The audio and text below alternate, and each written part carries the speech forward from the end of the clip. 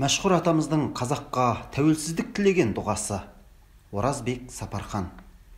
Тәуелсіздік дегеніміз өз тағдырыңды өзің шешудің тарихи мүмкіндігі депті қазақтың ақселеуі. Дүп түсіп айтады. Жеті құрлықты жер бетінің ұлттары мен ұлыстары ділгірте құмартып, тынымсыз тілек ететіні де осы мүмкіндік. Жошылысынан бері есептесең, 6 ғасырдан астам тәуелсіз ел болған қазақ халқы бодандық жылдары жан тәнімен осы мүмкіндікке ұмтылып бақты. Мүбәрак мәтінді хадистердің бірінде дұға мүміннің қаруы десе, осы қарудан да қапы қалмаған қазақтың атасөзі бұл. Атаңнан бота қалғанша бата қалсын. Жаңбырмен жер көгереді, батамен ел көгереді. Баталы ұл арымас, батасыз құл жарымас.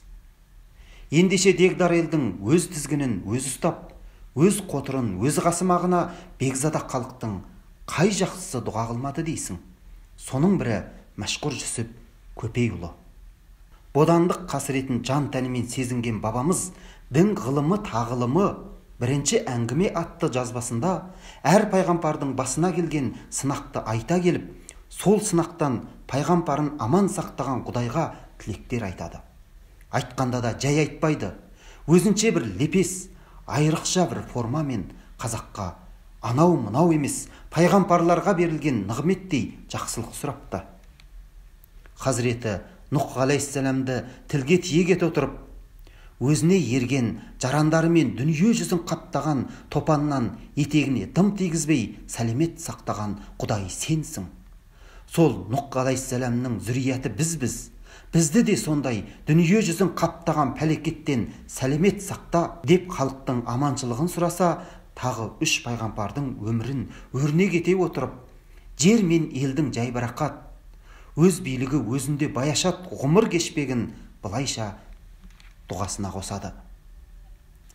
Ибрахим алейхиссаламды дұшпанның нәмрүтлігінің отынан жанар күні бір давамла демегің бірлән сәлемет сақтаған, отты гүлзар гүлістан қылған Алла сенсің. Сол Ибрахим Халиулланың маттанада болушы қауымлары бізді де сондай өзіңі дұшпанларының дүние жүзін қаптаған, жанған, сол өрттей пәлесінен сақта. Хазіреті Мұса пайғамбарды перғауындай күшті дұшпанынан құтқарып, неше жыл аққан Ніл дариясынан хақ жарып, түбін құп-құрғақ қылып, өмірінде су көрмеген жердей қылып өткізіп, Бәни Исраил жұртының көзін қандай ашып, қуантқан сенсің.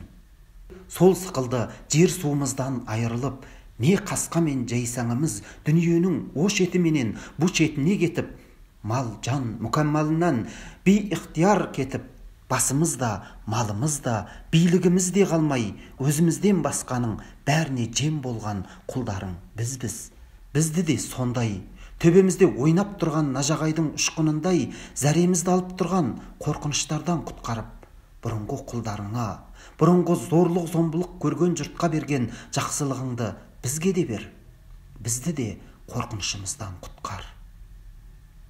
Хазіреті Юнус алейхиссаламды балықтың ішінің қараңғылығынан, дарияның түбінің қараңғылығынан, түн қараңғылығынан, 3 қараңғылықтан бірден құтқарып, жарық дүниеге аман есен шығарған Құдай сенсің. Дін билігіміз қолымызда жоқ, бір қараңғылық. Қойнында қатын күн көрісімен жан сақтайтын жер суы билігі қолымызда жоқ, екінші қараңғылық. Өз еркіміз өзімізде жоқ, үшінші қараңғылық.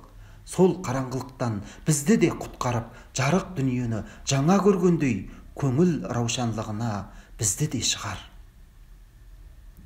Қатарға қосылғандар бұрыннан өзі де қосылып тұр. Қатарға қосылмағанды жарылқасаң, бізді жарылқа Құдай. Міне бодандық қамытымен жерінен, билігінен, еркінен айырылып, қыспақта қалған қазақ жұртына тәуелсіздігін өзгеше мақаммен, өзгеше тәсілмен осылайша сұрайды. Ей Паруардигер, бізге құлдарыңа жіберген елші орнында пайғамбарларың Құдай тағаланың құдіреті айтты деп айтып тұр. Құл сатып алсаң, азат қылсаң сауап бар деп.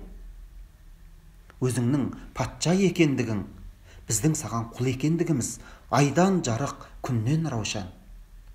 Құл азат қылған жақсы болатұғын болса, жалған дүниеде тірлік күнімізде бізге де бостандық, басымызға азаттық жарылқасыныңды көрсет, құдайлығыңды білдір.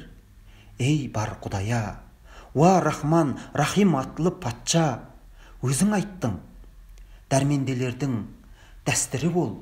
Сасқан, босқан, қысылғандар, қиналғандарға қолыңның ұшын бер деп. Сондай дәрменделікте қалған, сасқан десең сасқан, босқан десең босқан, қысылған десең қысылған, қиналған десең қиналған, ғажыз, рина туған құлдарың бізбіз. Біздерге де өзің құдірет қолыңның ұшын беріп, діліңе алмай фазылың ала көр. Аруағыңнан айналайын мәшекең сұрағандай, Алла бізді де үш қараңғылықтан құтқарды да, фазылына алды да. Біздің айтып тұрғанымыз түгіл, ойымыздағыны білетін Құдай сенсің. Ойымызға алғанымызға түгел жеткіз. Мүки тақи, жетер жетпес бір нәрселерді бетіміздің суын бес төгіп сұрасақ, пенделерің де береді. Сен Құдайсың, не берсең мол қылып бер деп тілеген екен. Дұғаны қылсаң, осындай қылсаңшы. Бұлай қасқайып, бар жүрегімен иіп дұға қылуға біреудің қауқары, біреудің мысы, біреудің білгені жете қоймас. Білгенге дұғаның әдебі де, рухы да толық қамтылған үлкен бір мәдениет жатыр. Зерделі жанға, ұрпаққа жасалған ұлан қайыр жақсылықтың бір көрінісі, методикасы мен мәні туралы сөз бұл жерде артық болар. Дұғаң қабыл болып, тәуелсіз ел атанған күнде баябан даланың төсіндегі қастерлі отанның амандығын біз де мәшһүр атамызша сұрап, жазбамызды аяқтайық. Уа Пәруардигар, жазсақ жазғанымызға тәубе, азсақ азғанымызға тәубе, адассақ адасқанымызға тәубе, жаңылсақ жаңылғанымызға тәубе, білмесек білмегенімізге тәубе, қылмасақ қылмағанымызға тәубе. Ей бар Құдая, ағайын туғанның ар намысында жанын ортаға салып, басын нысанаға байлап, өзін отқа ұрған көбелектей ұрып жүрген ерлердің жолын ашық, жүзін жарық қыл. Әумин.